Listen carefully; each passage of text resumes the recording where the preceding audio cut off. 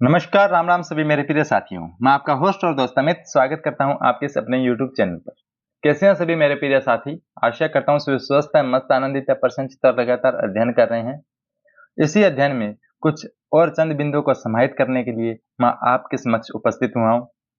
मेरे प्रिय साथी काफी दिनों से कमेंट कर रहे थे कि जुलाई की क्रोनोलॉजी करवाइएगा, जुलाई की क्रोनोलॉजी करवाइएगा।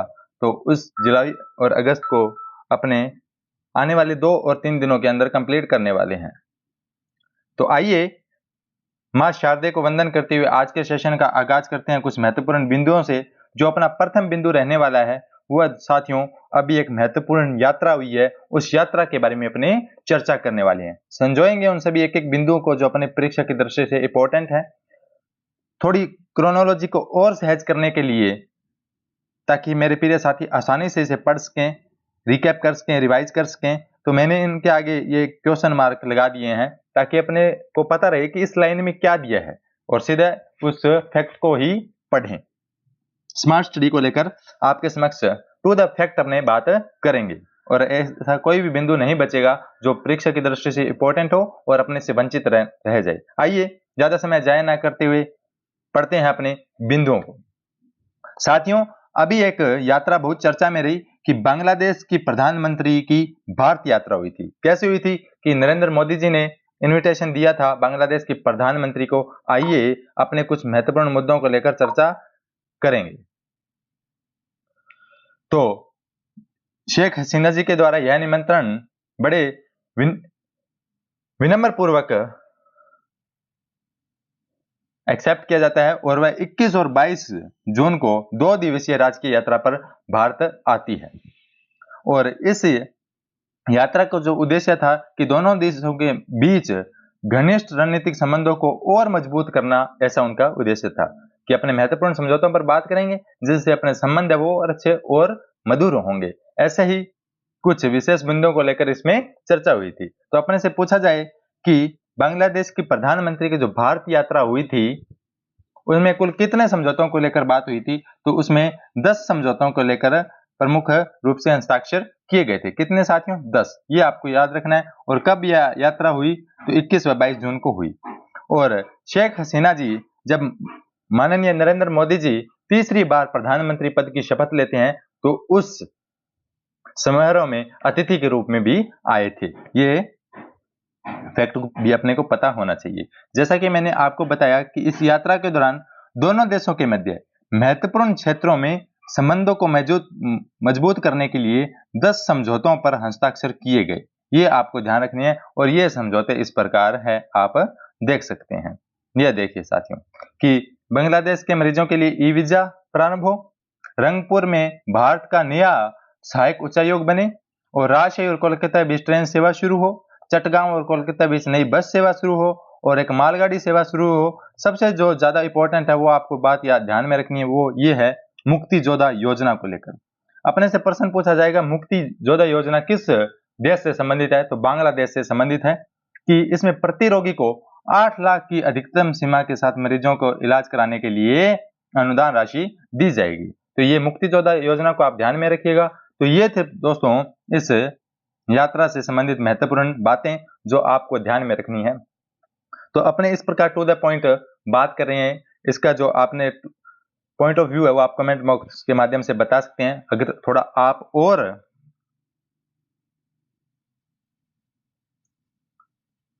कोई अपने विचार देना चाहें तो आप कमेंट बॉक्स के माध्यम से दे सकते हैं। और इसकी जो पीडीएफ है वो आप टेलीग्राम के माध्यम से आपको प्रोवाइड करवा दी जाएगी। जो जो हाईलाइट किए गए हैं या अंडरलाइन किए गए हैं वो चीज आपको पता होनी चाहिए साथियों। अच्छे से याद कर लेनी है, अच्छे से कंठस्थ कर लेनी है। G7 शिखर सम्मेलन वेरी वेरी इंपॉर्टेंट है, आप इसे स्टार मार्क कर लीजिएगा। वेरी वेरी इंपॉर्टेंट है G7 शिखर सम्मेलन। इससे पहले अपने G20 सम्मेलनों की चर्चा की थी जो भारत में मेजबान रहा था। अब अपने चर्चा करने वाले हैं G7 शिखर सम्मेलन के बारे में। G7 शिखर सम्मेलन का यह 50वां संस्करण था, ये आपको पता होना चाहिए। आयोजन कब किया गया? 13 से 15 जून 2024 को इसका आयोजन किया जाता है और आयोजन स्थल था वो फसानो इटली में था। अब की बार G7 के सदस्य कहां पर फंसे थे? तो फसानो इटली में फंसे थे। इस तरीके से आप याद रखना। G7 ये 7 देशों का समूह है। कितने देशों का? तो यह 7 देशों का समूह है, तो इसलिए G7 कहा जाता है। कौन कौन से इसके स्थायी सदस्य हैं उसकी भी अपनी चर्चा करने वाले हैं। तो ये आप इतनी चीजें याद रखेंगे ना कि 13 से 15 जून 2024 इसकी आयोजन तिथि थी। आयोजन स्थल फसानो इटली में था। सभी कहां पर फंसे थे? फसानो में। इस तरीके से आप याद रख लीजिएगा, क्योंकि थोड़ा सा हटके कोई चीज होती है तो अपने को याद रह जाती है, इसलिए मैं आपको साथ साथ कुछ ट्रिक बता देता हूं। इसमें जो सम्मिलित राष्ट्र थे G7 में, इनमें G7 के 7 सदस्यों के साथ साथ यूरोपीय संघ भी इसमें प्रतिनिधित्व किया था और यूरोपीय परिषद के अध्यक्ष और यूरोपीय आयोग के अध्यक्ष भी इसमें शामिल थे। G7 के साथ साथ कौन कौन शामिल थे? यूरोपीय संघ भी इन्होंने प्रतिनिधित्व किया था, इसकी यूरोपीय परिषद और यूरोपीय आयोग के अध्यक्ष भी इसमें शामिल थे। ये एक ट्रिक है साथियों, आपको G7 के सभी जो राष्ट्र हैं वो आप याद कर सकेंगे। G से आप याद रखेंगे जर्मनी, F से याद रखेंगे फ्रांस, J से जापान, U से यूनाइटेड स्टेट अमेरिका, I से याद रखेंगे इटली, C से कनाडा, E से इंग्लैंड। इस तरीके से आप याद रख सकते हैं। ट्रिक क्या है? GF को जूस पिलाओ। इस तरीके से आप क्या रख सकते हैं? G7 के सभी राष्ट्रों को याद रख सकते हैं। तो कैसे लग रहा है अपना सेशन? जरूर आप कमेंट बॉक्स के माध्यम से बताइएगा, याद हो रहा है या नहीं, ये भी आप कमेंट बॉक्स के माध्यम से बताइएगा। और आमंत्रित जो राष्ट्र थे इस सम्मेलन में, तो भारत के अलावा अफ्रीका, दक्षिण अमेरिका और हिंद प्रशांत के 11 विकासशील देशों के नेताओं ने भी इस शिखर सम्मेलन में आमंत्रित किया गया था और इसमें इन सभी राष्ट्रों के नेता लोग गए थे। तो इस G7 शिखर सम्मेलन की प्रमुख समझौता रहे, घटनाएं रही, जो बातें प्रमुख है उनकी अपने चर्चा कर लेते हैं। इस शिखर सम्मेलन में नेताओं ने G7 में PGI क्या है? PGII partnership for global infrastructure and investment, किसके लिए? वैश्विक अवसंरचना और निवेश के लिए, कि अपने वैश्विक अवसंरचना, विश्व की अवसंरचना को बढ़ाते हैं और उसमें निवेश करते हैं, अधिक से अधिक लाभ अर्जित करते हैं। निवेश को बढ़ाने के लिए, अवसंरचना को बढ़ाने के लिए इसमें निर्णय लिए गए थे। तो partnership for global infrastructure and investment के लेकर इनके प्रमुख मुद्दे थे और इस मुद्दों की चर्चा की गई थी। ये PGI की फुल फॉर्म आपको ध्यान में रखनी है कि वैश्विक अवसंरचना और निवेश के लिए साझेदारी बढ़ाएं और आइए मिलकर एक मजबूत कदम उठाते हैं और सहयोगी रणनीतिक विचारों के साथ एक महत्वपूर्ण कदम उठाते हैं और विकास करते हैं। यही प्रमुख मुद्दा था। G7 सहयोगियों द्वारा वर्ष 2022 में 48वें G7 शिखर सम्मेलन में शुरू की गई थी। ये PGI है जो कब शुरू हुआ था? तो ये 48वें शिखर सम्मेलन में शुरू हुआ था, जिसका उद्देश्य विकासशील देशों में 40 ट्रिलियन अमेरिकी डॉलर के बुनियादी ढांचों के अंतर को कम करना है। जो विकास देश है वो जो 40 ट्रिलियन अमेरिकी डॉलर के बुनियादी ढांचों को लेकर पीछे हैं, उनको क्या करना है? बराबर लेके आना है, विकसित बनाना है। ऐसे लेकर ये प्रमुख कवायद प्रारंभ की गई थी। तो अपने से पूछा जाए कि PGI की शुरुआत कब की गई थी, तो PGI की शुरुआत 48वें शिखर सम्मेलन 2022 के दौरान इस PGI की शुरुआत की जाती है। इसके तहत G7 विकासशील और मध्यम आय वाले देशों में बुनियादी ढांचे परियोजना पहुंचाने के लिए वर्ष 2023 तक 600 अरब अमेरिकी डॉलर जुटाएगा। किस योजना के तहत? PGII के तहत। किनको? मध्यम आय वाले देशों को और विकासशील देशों को बुनियादी ढांचे को परियोजना को पहुंचाने के लिए कार्यरत रहेगा। और इस G7 शिखर सम्मेलन में जो महत्वपूर्ण बात की गई थी, जो IMEC के बारे में बात की गई थी। ये IMEC क्या है? ये कॉरिडोर है, India middle east Europe economic corridor. Very very important है। इस कॉरिडोर की मैं बहुत बार चर्चा कर चुका हूँ। 5 से 6 बार तक मैंने इस योजना की हर क्रोनोलॉजी में इस योजना के बारे में बताया जाता है और चर्चा भी की जाती है। काफी महत्वपूर्ण है, इसे आप गूगल पर सर्च कीजिएगा, इसके बारे में पढ़िएगा। और लेकिन मैं अब पुनः बता देता हूं, IMEC कॉरिडोर है जो, ये इसका लक्ष्य है कि सड़क माध्यम से, जल मार्ग के माध्यम से और रेल मार्ग के माध्यम से इस कॉरिडोर को स्थापित किया जाए और कम लागत में और अधिक सुविधाओं को, इन सभी सुविधाओं को, रेल मार्ग की, जल मार्ग की और सड़क मार्ग की सुविधाओं को उपभोग किया जाए, ताकि कम समय में, कम पैसे में अधिक सुविधाएं अपने उपभोग कर सकें। ये ऐसा इनका उद्देश्य है। तो IMEC का लक्ष्य है भारत, मध्य पूर्व और यूरोप को जोड़ने वाला एक व्यापक परिवहन नेटवर्क बनाना है, जिसमें रेल मार्ग, सड़क मार्ग और समुद्री मार्ग भी इसमें शामिल होंगे।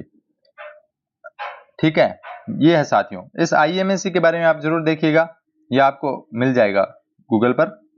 इसके अलावा G7 सदस्य देशों ने यूक्रेन के लिए असाधारण राशि त्वरण ऋण देने के शुरू करने के लिए भी निर्णय लिया है। अब G7 में एक और समझौता हुआ था, वो था कि जो रूस और यूक्रेन के मध्य विवाद चल रहा है, तो यूक्रेन को काफी लॉस हुआ है, तो उनको भी कुछ अपना असाधारण यानी एक्स्ट्रा ऑर्डिनरी रेवेन्यू ही देंगे, ऐसा इनके मध्य समझौता हुआ है। तो यूक्रेन को वर्ष के अंत तक 50 बिलियन अमेरिकी डॉलर के अतिरिक्त वित्त पोषण उपलब्ध करवाया जाएगा। और यूरोपीय संघ ने रूस की लगभग 325 बिलियन डॉलर की संपत्तियां भी जब्त कर ली है। और पोप फ्रांसिस इटली द्वारा आयोजित G7 समिट में होने वाले पहले पोप बने थे। और G7 में प्रधानमंत्री मोदी जी का क्या नेतृत्व रहा, इसके बारे में अपने जान लेते हैं। इस शिखर सम्मेलन में प्रधानमंत्री मोदी जी ने भारत का प्रतिनिधित्व किया।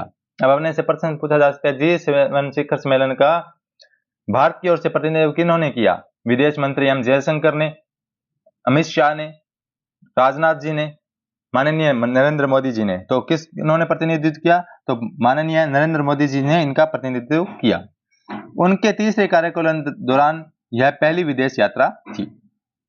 तीसरी बार जब प्रधानमंत्री बने हैं, उसके बाद ये पहली बार किसी विदेश में गए थे।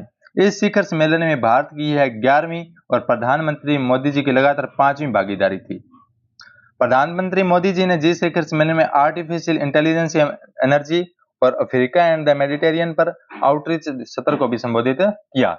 ये टेक्निक को लेकर काफी अग्रेसिव है अपने नरेंद्र मोदी जी, लगातार इस पर कार्य करते हैं। इसी को बढ़ावा देने के लिए ही इन्होंने कुछ संबोधन वहां पर किया था इस समिट में। तो ये था साथियों G7 शिखर सम्मेलन। एक बार मैं रिकैप कर देता हूं ताकि बाद में पढ़ना थोड़ा आसान हो। इसका संस्करण कौन था? 50वां संस्करण था। कब इसका आयोजन हुआ? 13 से 15 जून को हुआ। आयोजन कहां हुआ? तो फसानो इटली में हुआ। इटली में इसकी अध्यक्षता हुई थी। इसमें 7 जो राष्ट्र के साथ साथ यूरोपीय संघ भी इसमें प्रतिनिधित्व किया, और यूरोपीय संघ के साथ साथ 11 विकासशील देश भी इसमें शामिल थे। भारत के अलावा अफ्रीका, दक्षिण अमेरिका, हिंद प्रशांत क्षेत्र। और इसमें किसको लेकर प्रमुख बातचीत हुई? एक तो PGI को लेकर बात हुई, एक IMEC को लेकर बात हुई, ठीक है, और फिर यूक्रेन को कुछ आर्थिक सहायता दी गई। इन प्रकार प्रमुख 3 मुद्दों पर क्या हुई थी? चर्चा हुई थी। PGI का फुल फॉर्म क्या है? कि वैश्विक अवसरों और निवेश के लिए साझेदारी करना है। फिर IMEC को लेकर इसमें चर्चा हुई थी। फिर बात हुई थी यूक्रेन को कुछ एक्स्ट्राऑर्डिनरी रेवेन्यू देने को लेकर। और नरेंद्र मोदी ने जो चर्चा की थी वो आर्टिफिशियल इंटेलिजेंस और अफ्रीका एंड द मेडिटेरियन और आउटरीच के लिए इन्होंने बात की थी। आइए अब चर्चा करते हैं यूक्रेन शांति शिखर सम्मेलन 2024 के बारे में। क्या था यूक्रेन शांति शिखर सम्मेलन 2024? कहां पर इसका आयोजन हुआ और कब इसका आयोजन हुआ? तो स्विट्जरलैंड के एक रिसोर्ट में। कौन से? ब्रेंगनस्टॉक में। आप तो बैंगन से याद रख लेना कि यूक्रेन का शांति शिखर सम्मेलन में कहां पर हुआ था? तो बैंगन में। तो ब्रेंगनस्टॉक रिजोर्ट यानी कौन से होटल में? अपने रिजोर्ट के होटल के लिए की बात है, याद रखना है अपने को। तो ब्रेंगनस्टॉक रिजोर्ट में यह सम्मेलन आयोजित होता है 15 से 16 जून को। इस अंतर्राष्ट्रीय शिखर सम्मेलन में नाटो देश सहित लगभग 90 देशों ने भाग लिया था और रूस को शिखर सम्मेलन में आमंत्रित नहीं किया, क्योंकि जब विरोधी लोग होते हैं, अगर उनको समझौता कराएंगे और उनके साथ बातचीत करें तो कभी भी समझौता सक्सेस नहीं होगा। इसलिए यूक्रेन को शांति शिखर सम्मेलन में स्थापित करने के लिए रूस को आमंत्रित नहीं किया, क्योंकि दोनों जब विपक्ष आमने सामने होंगे तो वो बात एक दूसरे की मानेंगे नहीं। वो कहेंगे मैं सही हूं, वो कहेगा मैं सही हूं, तो ये बात बनती नहीं है। इसलिए रूस को आमंत्रित नहीं किया। इस सम्मेलन में जो भारत का प्रतिनिधित्व किया था तो विदेश मंत्रालय के सचिव गए थे पवन कुमार जी, और पवन कुमार जी को मोदी जी ने समझा के भेजा था कि कोई भी किसी बात को आपको कोई हस्ताक्षरित नहीं करना है। भारत ने इस शिखर सम्मेलन से जारी होने वाले किसी भी विज्ञप्ति या दस्तावेज से खुद को अलग रखा। वो कोई बात नहीं माने, वो हाँ हूं करके आ गए थे। रूस की स्थिति, रूस ने क्या कहा? व्लादिमीर पुतिन जी ने कहा कि मुझे अधिक भूमि दे, यूक्रेन से मुझे अधिक भूमि मिले, और युद्ध विराम शुरू होने से पहले नाटो सैन्य संगठन में शामिल होने के उनके प्रयासों को छोड़ने की मांग रखी। भी यूक्रेन है वो नाटो में शामिल नहीं हो। और दोनों बातें यूक्रेन नहीं मानता है और दोनों बातों को यूक्रेन द्वारा अस्वीकार कर लिया जाता है।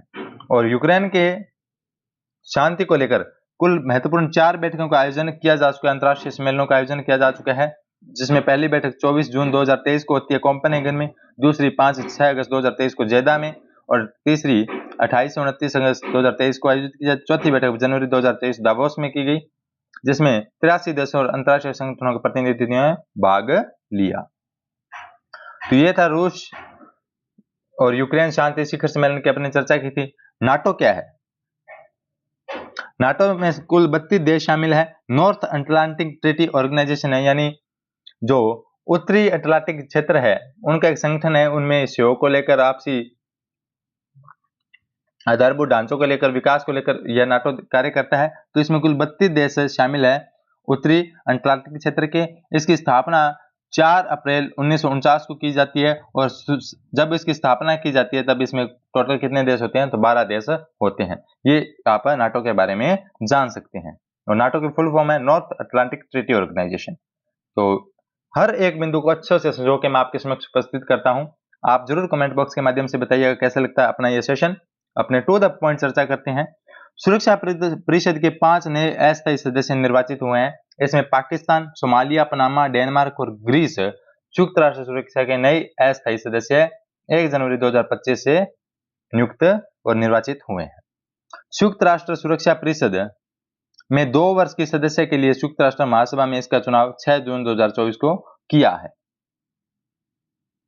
और इसमें कोई बात है नहीं। 1 जनवरी 2025 से 15 सदस्यीय सुरक्षा परिषद की संरचना इस प्रकार है। इसमें 5 स्थायी सदस्य हैं, जिसमें अमेरिका, रूस, फ्रांस, ब्रिटेन व चीन है। आप कैसे याद रखेंगे? रूस का फेस इस तरीके से आप याद रख सकते हैं। रूस का फेस, ठीक से रूस मैंने रूस हो गया, फेस मैंने फ्रांस हो गया, ए से अमेरिका हो गया, सी से चीन हो गया और ई से इंग्लैंड हो गया। इस प्रकार आप याद रख लेना। 5 अस्थायी सदस्य जिनकी द्विवार्षिक सदस्यता 21 दिसंबर को समाप्त होगी 2025 को, अल्जीरिया, सीरा लियोन, कोरिया, गुयाना, सोलोविया। 5 अस्थायी सदस्य जिनकी द्विवार्षिक सदस्यता 31 दिसंबर 2026 को समाप्त होगी, तो Pakistan, Somalia, Panama, Denmark, Greece. जिनकी अभी निर्वाचित हुई हैं वो क्या होगी? 2 साल बाद उनकी कार्यकाल क्या है? समाप्त हो जाएगा। इसमें 5 स्थायी सदस्य होते हैं और 10 अस्थायी सदस्य होते हैं, जिनकी 2-2 वर्ष के लिए नियुक्ति की जाती है। वैश्विक ऊर्जा संक्रमण सूचकांक 2024। साथियों, जो भी सूचकांक होते हैं वो आप एक नोटबुक लीजिएगा, उसके लास्ट में किसी 2 पेज पर या A4 पेज में सभी सूचकांक को एकत्रित कर लीजिएगा, ताकि अपने सभी सूचकांक को एक साथ देख सकें और फिर आसानी से याद कर सकें। अगर एक बार में एक एक सूचकांक पढ़ेंगे तो अपने को याद नहीं होगा। अब जैसे जुलाई माह में पढ़ रहे हैं तो इन सूचकांकों को जुलाई ऊपर लिख के इन 2 सूचकांक की बार उन दोनों सूचकांकों को आप लिख लेना, क्योंकि सीधे ही प्रश्न आता है कि वैश्विक ऊर्जा संक्रमण सूचकांक में भारत निम्न में से कौन से स्थान पर है। बस यही प्रश्न आता है और कोई प्रश्न नहीं आता। तो वैश्विक ऊर्जा संक्रमण सूचकांक की बात करें तो शीर्षक था इसका वैश्विक ऊर्जा संक्रमण सूचकांक 2024। जारी कौन करता है? तो वर्ल्ड इकोनॉमिक फोरम इसको जारी करता है। और जारी कब किया गया? 19 जून 2024 को जारी किया गया। और इसमें शीर्ष स्थान पर स्वीडन है और भारत 63वें स्थान पर है। ये अपने को ध्यान में रखना है। भारत कितने स्थान पर है? तो 63वें स्थान पर है। ऊर्जा में कितने स्थान पर है? तो 63वें स्थान पर है। तो याद रख लीजिएगा। कुछ महत्वपूर्ण बातें हैं उनकी अपनी चर्चा कर लेते हैं। एक्सचेंजर नामक संस्था के सहयोग से वर्ल्ड इकोनॉमिक फोरम द्वारा इस रिपोर्ट का विषय प्रभावी ऊर्जा संक्रमण को बढ़ावा देना 2024 ये इसका विषय रखा गया था। इसमें 120 देशों का आंकलन किया गया था। यह भी अपने से प्रश्न पूछा जा सकता है कि वर्ल्ड इकोनॉमिक फोरम द्वारा वैश्विक ऊर्जा का जो सूची जारी की जाती है उसमें कितने देशों का आकलन किया जाता है? तो 120 देशों का इसमें आकलन किया जाता है। इसके 3 आयाम होते हैं। सुरक्षा, समानता, स्थिरता में कम से कम एक में विगत वर्ष की तुलना में पिछड़ गए हैं। उसके आधार पर इसके सूचकांक जारी किए जाते हैं। WEF वर्ल्ड इकोनॉमिक फोरम ने कहा कि भारत, चीन और ब्राजील द्वारा महत्वपूर्ण सुधार प्रदर्शित किया गया है। वर्ल्ड इकोनॉमिक फोरम ने क्या कहा है? भारत की प्रशंसा की है कि इनमें लगातार क्या कर रहे हैं? ऊर्जा को लेकर काफी विकास किए जा रहे हैं। स्वीडन पहले स्थान पर है, जो निम्न स्थान पर वह कांगो है 120वें स्थान पर, 119वें स्थान पर यमन है। ये आप दो पहले ध्यान रख लेना। और भारत की बात करें तो भारत 55.3 ETI के साथ 63वें स्थान पर है और इस सूचकांक में पहले 67वें स्थान पर रहा। कुल 4 स्थानों के इसमें क्या हुई है, सुधारात्मक वृद्धि दर्ज की गई है। यह आप देख सकते हैं। भारत ने नवीनीकरण ऊर्जा और ऊर्जा पहुंच में सुधार हो और ऊर्जा सुरक्षा के मामले पर प्रगति की है। इसके अलावा भारत और चीन ने हरित प्रौद्योगिकी विनिर्माण के लिए मजबूत स्थिति हुए हैं। भारत की प्रति व्यक्ति उत्सर्जन 1.7 टन CO2 है, जो वैश्विक औसत 4.4 टन CO2 प्रति व्यक्ति से पहले 60% कम है। इस प्रकार लगातार भारत क्या कर रहा है, ऊर्जा के क्षेत्र में कार्य कर रहा है ताकि बहुत सुलभ और बहुत सस्ती दर पर सभी को ऊर्जाएं और आधारभूत ढांचे को और भी अधिक विकसित करें। तो इस बार जो वर्ल्ड एनर्जी ट्रांजिशन इंडेक्स है उसमें भारत की अच्छी सिचुएशन रही है। अब अपने चर्चा करेंगे परमाणु शस्त्रागार पर सिप्री की रिपोर्ट आई है। सिप्री क्या है, ये प्रश्न हमेशा आता है कि सिप्री का जो मुख्यालय है वो कहां पर है, तो स्टॉकहोम में।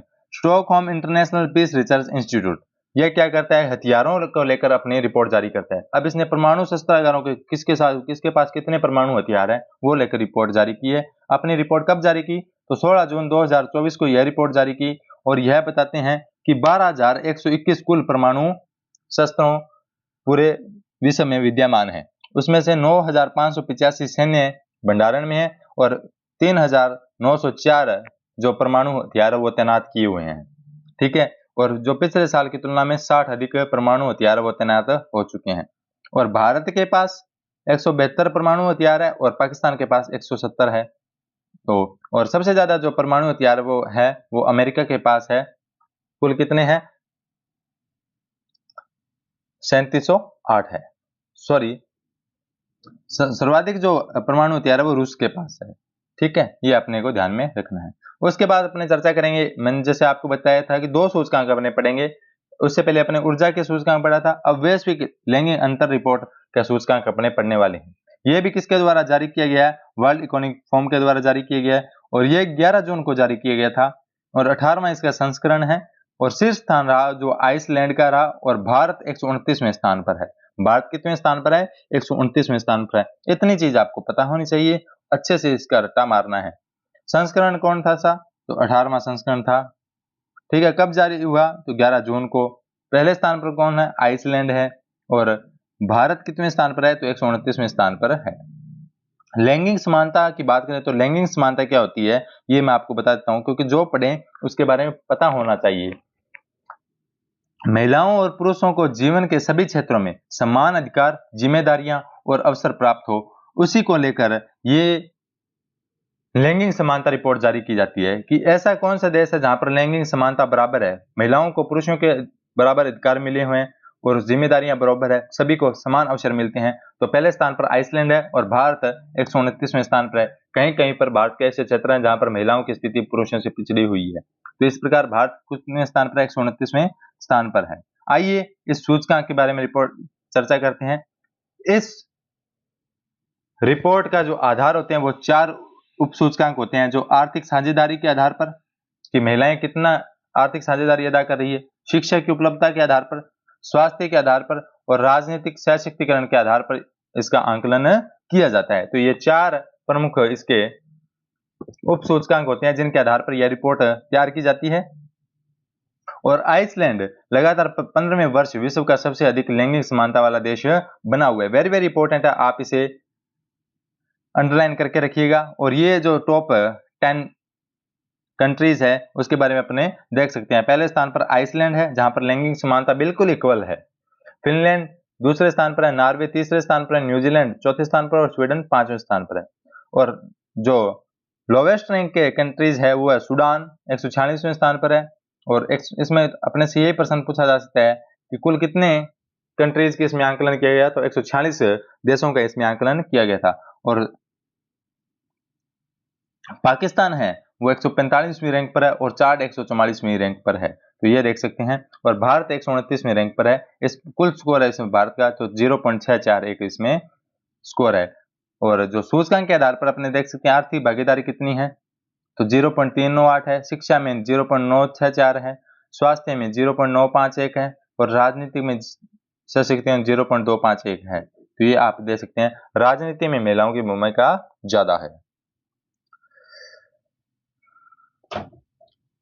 अब अपने बात करते हैं पराग्वे बना आईएसए का 100वां देश, यानी आईएसए क्या है इसकी अपने चर्चा करते हैं। इंटरनेशनल सोलर अलायंस, ये अंतरराष्ट्रीय एक संगठन है जिसमें पूर्ण या आंशिक रूप से कर्क और मकर रेखा के जो बीच स्थित देश है वो इसमें शामिल है। कुछ देश इसमें शामिल है, कुछ देश इसमें नहीं है। जो कर्क रेखा और मकर रेखा के मध्य जो कंट्रीज है वो इसमें लगभग शामिल है। आईएसए की जो स्थापना होती है वो कोप सम्मेलन होता है, कोप 21 2015 में, कहां पर, पेरिस में, कॉन्फ्रेंस ऑफ पार्टीज। तो कब होता है, तो 2015 में पेरिस में होता है। और जो इंटरनेशनल सोलर अलायंस है इसकी स्थापना कोप 21 के दौरान भारत और फ्रांस द्वारा 2015 में की जाती है, ठीक है। और इसका 100वां जो सदस्य बन गया है वो कौन बन गया है, पराग्वे बन गया है। अब अपने से प्रश्न पूछा जा सकता है इंटरनेशनल सोलर अलायंस में कुल कितने कंट्रीज हैं, तो 100 देश इसमें शामिल हो गए हैं। और कोप का मीन क्या होता है कि कोप सम्मेलन होते हैं वो राष्ट्र के जलवायु परिवर्तन सम्मेलन के रूप में जाना जाता है। और पहला कोप सम्मेलन कहां पर हुआ था और कब हुआ था ये आपको कमेंट बॉक्स के माध्यम से बताना है। वेरी वेरी इंपॉर्टेंट प्रश्न है कोप सम्मेलन, वेरी वेरी इंपॉर्टेंट, क्योंकि जलवायु परिवर्तन लेकर पर्यावरणीय अगर किसी के बिंदु या एनवायरमेंट टॉपिक है वहां पर इससे प्रश्न हमेशा आता ही आता है पर्यावरण मुद्दों को लेकर। तो कोप फर्स्ट कहां पर आयोजित किया गया था, और पहले काफी समझौते हैं इस जलवायु परिवर्तन को लेकर, पर्यावरणीय समस्याओं को लेकर, पर्यावरण से लेकर, जैसे मॉन्ट्रियल समझौता है, ठीक है, स्टॉकहोम समझौते हैं, ठीक है। तो ये सभी समझौते कोप फर्स्ट है। और कोप कितने हो चुके हैं ये सभी अपने को पता होना चाहिए। तो आप ये सब बातें कमेंट बॉक्स के माध्यम से बताइएगा। तो पराग्वे है वो इंटरनेशनल सोलर अलायंस का 100वां सदस्य बन चुका है, ये आपको पता होना चाहिए। राष्ट्रीय एकता का पुल, राष्ट्रीय एकता का पुल कहाँ है, हंगरी में डेन्यूब नदी पर बनाया गया है। एक पुल बनाया गया है, इसमें 6 रोप लगी हुई है, काफी लंबा पुल है ये, 700 मीटर लंबा पैदल पुल है। यह राष्ट्रीय एकता का पुल प्रदर्शित करता है। और इसका जो उद्घाटन किया गया था वो 4 जून 2024 को किया गया है। और इसका जो आर्किटेक्चर है वो है पीटर लैंग है, ये अपने को ध्यान में रखना है। इस पुल का नाम रख दिया है राष्ट्रीय एकता का पुल, ठीक है। अपने नेक्स्ट बात करेंगे अरुण जल विद्युत परियोजना की। अब देखिएगा साथियों कितना शानदार कर दिया क्रोनोलॉजी को, कहां पर बनी है, उद्घाटन कब किया, निर्माण किसके द्वारा, उद्देश्य, तो हर एक लाइन में अपने को पता लगेगा अब इसमें क्या क्या है और क्या क्या चीज पढ़नी है। इस प्रकार इसकी जो पीडीएफ आपको टेंशन मत लीजिए टेलीग्राम के माध्यम से मिल जाएगी। अरुण 3 जल विद्युत परियोजना है वो नेपाल की है और 900 मेगावाट की जल विद्युत परियोजना है। इसका जो उद्घाटन है वो प्रधानमंत्री जी पुष्प चढ़ाकर क्या करते हैं, इसका उद्घाटन करते हैं। यानी नेपाल के प्रधानमंत्री कौन है, पुष्प कमल है। तो पुष्प कमल जी इसका क्या करते हैं, उसका उद्घाटन करते हैं। निर्माण किसके द्वारा किया गया है, तो ये अरुण 3 जल विद्युत परियोजना का निर्माण SJVN अरुण 3 प्राइवेट लिमिटेड के दौरान इसका निर्माण किया गया है। Arun 3 power development company private limited के द्वारा इसका निर्माण किया गया है। इसका उद्देश्य क्या है, इसका उद्देश्य है कि अरुण नदी बेसिन में सतत जल विद्युत उत्पादन हो के माध्यम से क्षेत्रीय ऊर्जा में सुधार, सुरक्षा को बढ़ावा करना है और आर्थिक विकास को बढ़ावा करना है, ये इसका प्रमुख उद्देश्य है। इसके बाद अपन चर्चा करें एक गठबंधन की, इसमें है बायो फार्मास्यूटिकल गठबंधन। ये किन किन का है, तो ये भारत, दक्षिण अमेरिका, जापान, अमेरिका और यूरोपीय संघ ने मिलकर इस गठबंधन को शुरू किया है। और इसका पहली और विश्व की सबसे बड़ी जो प्रदर्शनी लगाई गई थी वो 3 से 6 जून 2024 को सैन डिएगो कैलिफोर्निया में लगाई गई थी। इसका उद्देश्य क्या है, तो बायो फार्मास्यूटिकल क्षेत्र में एक लचीली आपूर्ति श्रृंखला का निर्माण करना है ताकि जो भी फार्मा से रिलेटेड सभी वैक्सीन वगैरह हैं उनकी आपूर्ति सुगम हो, सरल हो और विदेश में हर एक जो गठबंधन है वो उन गठबंधन वाले देशों में आसानी से उनकी पहुंच हो, ऐसे को लेकर ये बायो फार्मास्यूटिकल गठबंधन बनाया गया है। कब बनाया गया, तो 3 से 6 जून 2024 को, कहां पर, सैन डिएगो में। तो ये था अपना आज का सेशन, कैसे लगा सेशन, और कुछ इंपॉर्टेंट जो प्रश्न है वो उसमें मैंने हैशटैग लगा रखा है वो आप पढ़ लीजिएगा। तो ये था साथियों अंतरराष्ट्रीय परिदृश्य, एक बार मैं रिकैप कर देता हूं। सबसे पहले अपने पढ़ा था बांग्लादेश के प्रधानमंत्री की भारत यात्रा हुई थी 21 से 22 जून 2 दिवस की। कुछ इसमें 10 समझौतों को लेकर इसमें चर्चा हुई थी। और उसके बाद अपने चर्चा की थी G7 शिखर सम्मेलन की, जो 50वां संस्करण था। 13 से 15 जून को सभी फंस गए थे फसानों में। और इसमें PGII को लेकर बात हुई थी, IMEC को लेकर बात हुई, और यूक्रेन पैसों को लेकर काफी त्रस्त है, तो यूक्रेन की सहायता के लिए भी एक्स्ट्रा ऑर्डिनरी रेवेन्यू की बात की गई थी। ये G7 शिखर में कुछ बातें हुई थी।